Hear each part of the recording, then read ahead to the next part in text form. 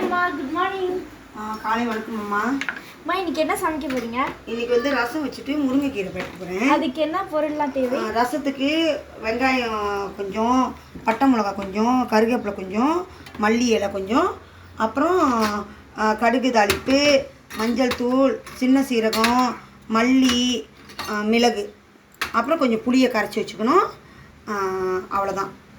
அதோட முருங்கைக்கீரை பிரட்டலுக்கு சிறிதளவு பட்டை மிளகா, சிறிதளவு வெங்காயம், சிறிதளவு பூண்டு தட்டி வச்சுக்கணும். சிறிதளவு தேங்காய் பூ, முருங்கைக்கீரை, அவ்வளோதான். இதை நீங்கள் சற்று நேரத்தில் சமைக்கிறது எப்படி நான் காட்டுறேன். இதை நீங்கள் எனக்கு எப்படி சமைப்பது என்று காட்டுகிறீர்களா? சரிம்மா, இப்போ பார்க்கலாமா?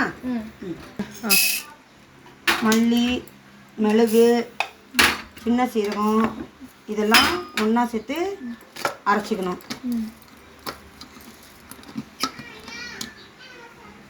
தக்காளி பழம் 2, பூண்டு கொஞ்சம், இஞ்சி சின்ன இதெல்லாம் போட்டு அரைச்சிக்கணும். மஞ்சள் தூளும் அதில் கலந்துக்கணும். அதிலே கொஞ்சம் பெருங்காயத்தூளும் கலந்துக்கணும். பெருங்காயத்தூள் உடலுக்கு ரொம்ப நல்லது. இப்போ ரசத்தை எப்படி தாளிக்கிறதுன்னு காட்டுறேன். கடுகு தாளிப்பை எண்ணெயில் போட்டுக்கணும்.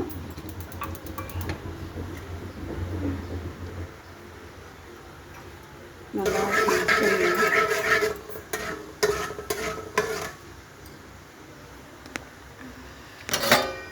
அப்புறம் கருவேப்பிலை போடணும். கருவேப்பிலை போட்டுட்டு அப்புறம் பட்டை மிளகா, வெங்காயம் நான் போட்டு நல்லா எண்ணெயில் வதக்கணும்.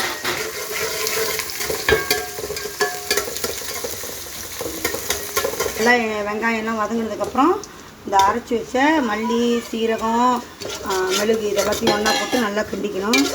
நல்லா எண்ணெயில் ஒரு செகண்ட் அந்த மாதிரி வதக்கிக்கணும்.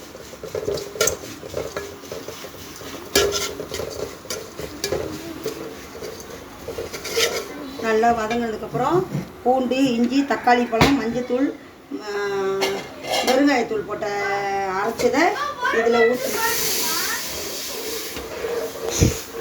இதில் ஊற்றணும். இதில் ஊற்றிட்டு பிறகு புளியை ஊற்றிடணும். புளி நம்ம உடலுக்கு நல்லதா அம்மா? ரசத்தில் புளி ஊற்றணும். ரசத்தில் மிளகுத்தூளெல்லாம் சளிக்கு ரொம்ப நல்லது. பெருங்காயத்தூள் ஜீரணத்துக்கு நல்லது. பிறகு சிறிதளவு தண்ணீர் ஊற்ற வேண்டும்.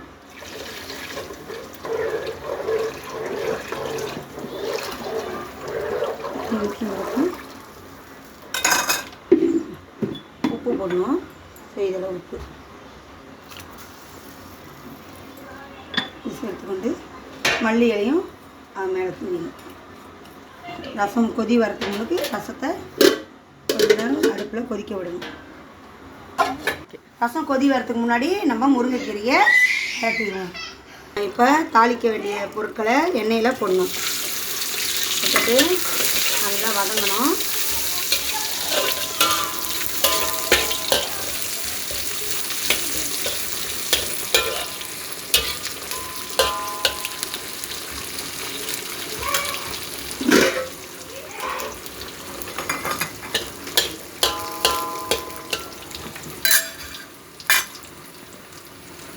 ஐந்து நிமிடம் நன்றாக வதங்க வேண்டும்.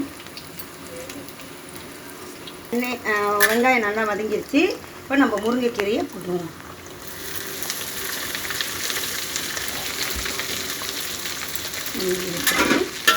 முருங்கைக்கீரை உடலுக்கு நல்லதா அம்மா? முருங்கைக்கீரை வந்து உடம்புக்கு வந்து ரொம்ப ஆரோக்கியமான ஒரு உணவு. முருங்கைக்கீரையை சாப்பிட்டா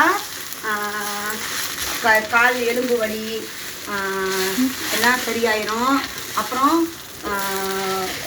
மலச்சிக்கல் இருக்காது. முருங்கைக்கீரை சாப்பிட்றதுனால வயிற்றில் புண்ணு இருந்தால் நல்லாயிடும். அதே போல் தான் முருங்கைக்காய் உடலுக்கு ரொம்ப நல்லது. எலும்பு சம்மந்தப்பட்ட நோய்களுக்கு முருங்கைக்காய், இனிப்பு நீர் உள்ளவங்க, ரத்த கொதிப்பு உள்ளவங்கெல்லாம் முருங்கைக்கீரை சாப்பிட்டா ரொம்ப ஆரோக்கியமாக இருக்கும். கொஞ்ச நேரம் முருங்கைக்கீரையை வேக விடணும். உப்பு எல்லாம் போட்டுட்டு முருங்கைக்கீரையை வேக விடணும். உப்பு போட்டுட்டு தண்ணி தெளித்து கொஞ்ச நேரம் கீரையை வேக விடணும்.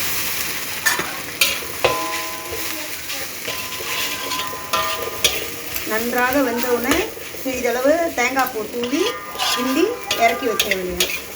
கொஞ்ச நேரம் வேகணும். முருங்கைக்கீரை நல்லா வெந்துருச்சு. இதில் நம்ம கொஞ்சோண்டு தேங்காய் பூ தூவி கிண்டி எடுக்க வேண்டியது.